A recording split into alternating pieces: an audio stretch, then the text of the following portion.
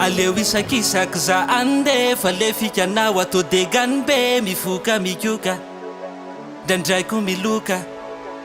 Aleo isakisaky za ande fa le fikanao atao degany be mifoka mikioka dandraiko miloka.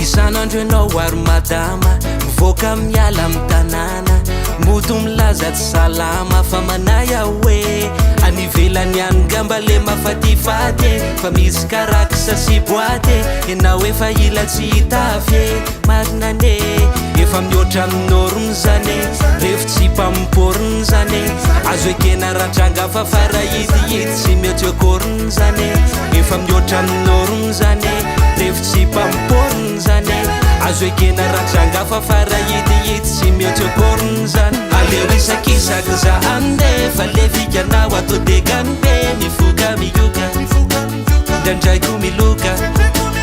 Aleo isakisaky za ande fa le fikanao atao degany be mifoka mioka dandraiko miloka.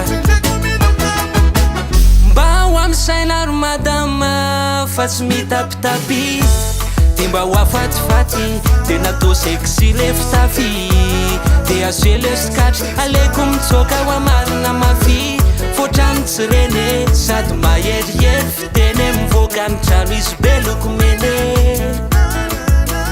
Aleo isakisaky za ande fa le fikanao atao degany be mifoka mioka dandraiko miloka.